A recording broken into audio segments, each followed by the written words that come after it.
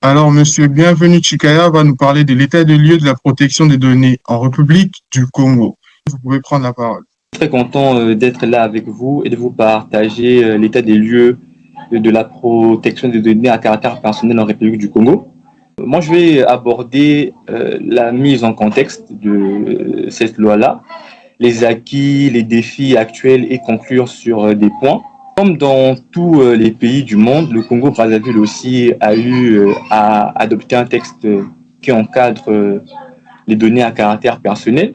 On a remarqué la montée des puissances numériques, la volonté de protéger la population, la volonté de mettre un cadre qui va permettre d'encadrer la collecte, le stockage et le traitement des informations des citoyens congolais.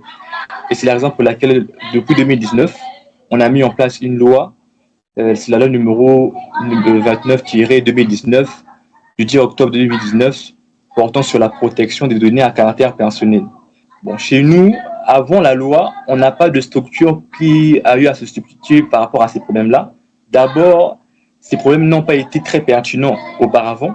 Vers 2018, quand on a remarqué l'importance de ça, c'est pourquoi en 2019, on a mis en place un texte qui a encadré cela. Et donc, le texte vise à protéger la vie privée et les droits des citoyens contre une utilisation abusive de leurs données, d'encadrer l'usage des technologies de l'information afin qu'elles restent au service des citoyens sans compromettre leur liberté et d'imposer des obligations aux entreprises et à l'administration qui traitent des données personnelles. Bref, cette loi s'applique aussi bien aux entités publiques, aux entités privées qui collectent et utilisent nos données à caractère personnel en République du Congo. Sur les acquis de la loi nous a permis d'avoir une reconnaissance sur nos droits citoyens. Il y a beaucoup, là j'ai un peu simplifié, il y a le droit d'accès et de contrôle sur nos données à caractère personnel. On a vu à cette loi la possibilité de demander la rectification ou la suppression de nos données.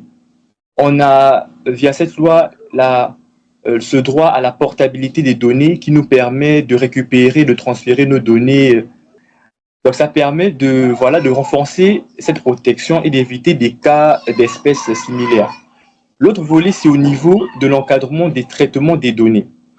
Et notamment en obligeant les entreprises à une obligation d'obtenir un consentement explicite des individus avant tout collecte, en sécurisant et en augmentant la confidentialité des données stockées et échangées et en obligeant d'informer les citoyens en cas de violation de leurs données. Troisièmement, c'est sur la régulation et les sanctions.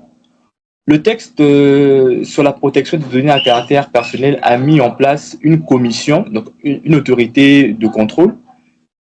C'est la Commission nationale de protection des données à caractère personnel. Donc, elle est chargée de veiller au respect de la loi. Il y a aussi des sanctions qui ont été mises en place. On a notamment la possibilité d'imposer des sanctions administratives et financières en cas de non-respect des règles, jusqu'à 100 millions de francs CFA de dommages et intérêts. Il y a aussi l'interdiction de certains usages abusifs comme la prospection commerciale et non consentie. Et enfin, sur le volet régulation des transferts internationaux des données, la loi a mis en place un cadre pour permettre un transfert de données vers un autre pays, de sorte que ça soit encadré. De sorte que si les données congolaises soient transférées à notre pays, il faudrait qu'il y ait un niveau de protection démontré par le pays tierce. C'est vrai que le numérique aujourd'hui, c'est un monde à barrières ouvertes, mais le texte est là pour faire en sorte qu'il y ait aussi des barrières et j'en passe. Les défis constatés au niveau de la protection des données à caractère personnel au Congo, c'est notamment sur l'autorité de contrôle, cette autorité nationale-là.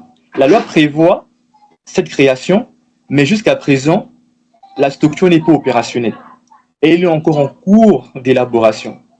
Le second défi, c'est au niveau de la sensibilisation. Bon.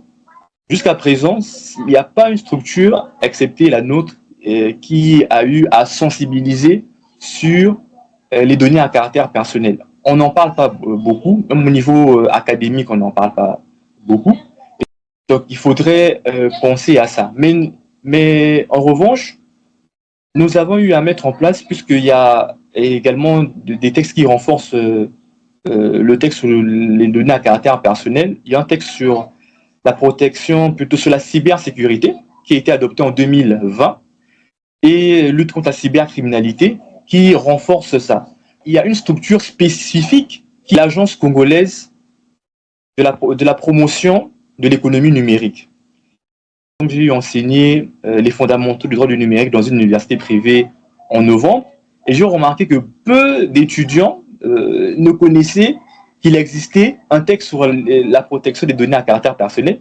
Donc ça témoigne, à notre niveau, d'une forte envie de sensibiliser et d'aider ces personnes à connaître ça, et aussi aux politiques de prendre conscience qu'aujourd'hui, il y a l'intervenant précédent qui a parlé de TikTok et des guerres entre les États-Unis et la Chine qui se basent sur les données, que nous aussi, le Congo-Brazzaville, on a besoin d'une protection des données.